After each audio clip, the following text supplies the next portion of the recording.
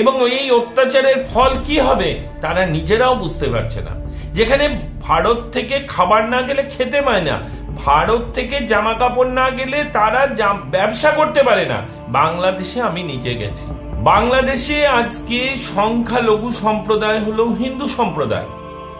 এই হিন্দু সম্প্রদায়ের উপরে অকথ্য অত্যাচার, এই অত্যাচার মেনে নেওয়া যায় না।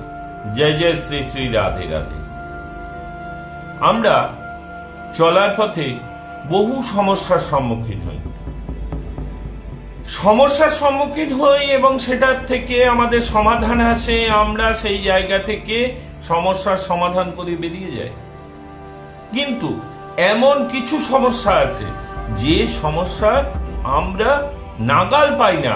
আমরা যদি কুয়োর মধ্যে পড়ে যাই, আমরা সেই জায়গায় চিন্তা ভাবনা করতে পারি না বাইরের জগৎটা কেমন আছে। বাংলাদেশে এখন যে ঘটনা ঘটে চলেছে, সেই ঘটনার পরিপ্রেক্ষিতে আমার এই ভিডিও। বাংলাদেশে আজকে সংখ্যালঘু সম্প্রদায় হলো হিন্দু সম্প্রদায়। এই হিন্দু সম্প্রদায়ের উপরে অকথ্য অত্যাচার, এই অত্যাচার মেনে নেওয়া যায়। কিন্তু অত্যাচারটা কারণ কি?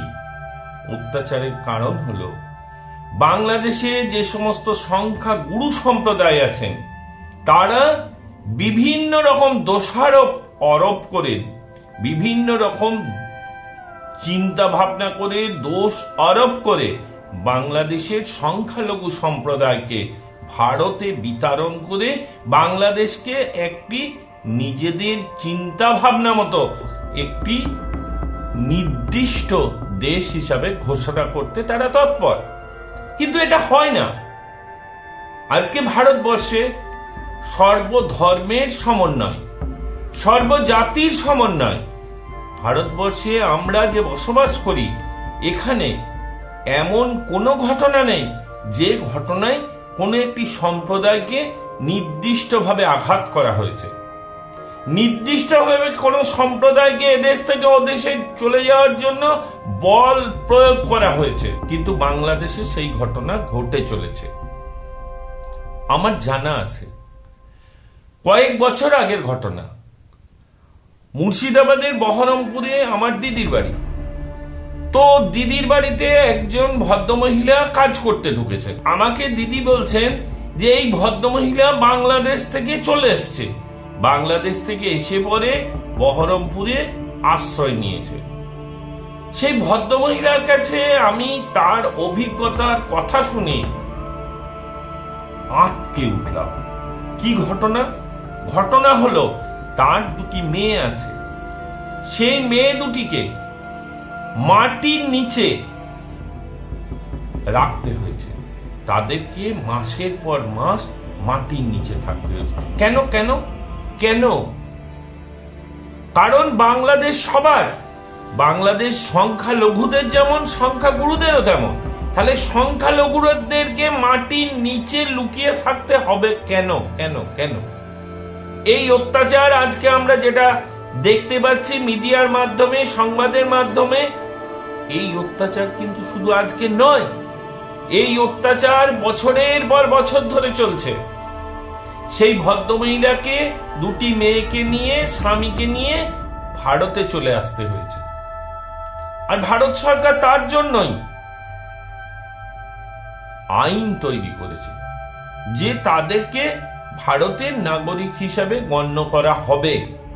কিন্তু বাংলাদেশে আমাদের সংখ্যা লঘুদের উপরে এত পরিমাণ অত্যাচার বর্তমানে হচ্ছে যে অত্যাচার মেনে নেওয়া যায় না।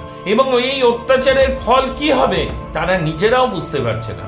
যেখানে ভারত থেকে খাবার না গেলে খেতে পায় না, ভারত থেকে জামা কাপড় না গেলে তারা ব্যবসা করতে পারে না, বাংলাদেশে আমি নিজে গেছি।